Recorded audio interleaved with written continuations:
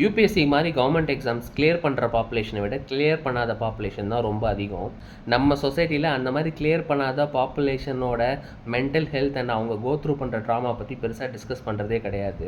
நானும் 2 வருஷம் UPSC exam சீரியஸாக ப்ரிப்பேர் பண்ணேன், பட் கிளியர் பண்ண முடியல. 3வது வருஷத்துலேருந்து எங்கள் வீட்டில் தம்பி உனக்கு ஃப்ரீயாக சாப்பாடு போட முடியான்ட்டாங்க. ஸோ நான் என்னோட இந்தியன் ஃபாரின் சர்வீஸ் ட்ரீம்ஸ் எல்லாம் கில் பண்ணிவிட்டு ப்ரைவேட் ஜாப் செக்டாருக்கு வந்துட்டேன். நானாச்சும் பரவாயில்ல, என் ஃப்ரெண்ட்ஸ் எல்லாம் 5 வருஷம் 6 வருஷம் இன்னொரு எக்ஸாம் பண்ணால் கிடச்சிரும், இன்னும் ஒரு தடவை ட்ரை பண்ணலாம் அப்படின்னு பல வருஷம் ட்ரை பண்ணி அப்பவும் கிளியர் பண்ண முடியாத என் ஃப்ரெண்ட்ஸ் இருக்காங்க. அவங்களாம் அத்தனை வருஷம் ட்ரை பண்ணி அப்புறம் ப்ரைவேட் ஜாப்ஸ் வந்திருக்காங்க. பட் ஸ்டில் அவங்க மனசில் வந்து அந்த ஒரு ஹர்ட் இருந்துக்கிட்டே இருக்கும். அந்த மாதிரி கவர்மெண்ட் ஜாப் வேணாம், நான் வேறு ஆப்பர்ச்சுனிட்டி ட்ரை பண்ணுறேன், வேறு ஜாப் ட்ரை பண்ணுறேன். உங்களுக்கு நான் ஒரு 4 விஷயம் சொல்லணுன்னு விருப்பப்படுறேன். மொதல் விஷயம் என்னென்னா, நம்மளால் ஒரு பவர்ஃபுல் பொசிஷனுக்கு போக முடியலையேன்ற ஒரு வருத்தம் ரொம்பவே இருக்கும். பட் உண்மை என்னென்னா, நீங்கள் உங்களையும் உங்கள் ஃபேமிலியும் டேக் கேர் பண்ணிக்கிற ஒரு பொசிஷனில் இருந்தாலே போதுமானதுங்க. ஐயோ நான் பவர்ஃபுல் பொசிஷனில் இல்லையேன்னு நீங்களே ரொம்ப உங்களை செல்ஃப் ஹர்ட் பண்ணிக்காதீங்க. 2வது எக்ஸ்டர்னல் வேலிடேஷன். ஐயோ நம்மளை பற்றி மற்றவங்க என்ன நினச்சிருவாங்கன்ற மாதிரி நினைக்க வேண்டாம்.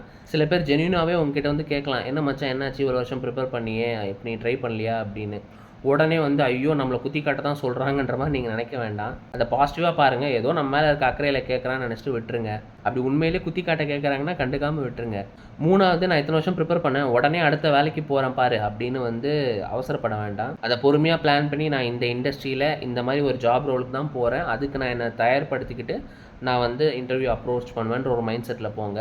Definitely it will take some time, but உங்களுக்கு லக்குனா கொஞ்சம் சீக்கிரமே வேலை கிடச்சிடும். ஃபைனலி ஐயோ நான் இத்தனை வருஷத்தை வேஸ்ட் பண்ணிட்டேனேன்ற அந்த கில்ட் ஃபீலிங்கை தூக்கி போடுங்க.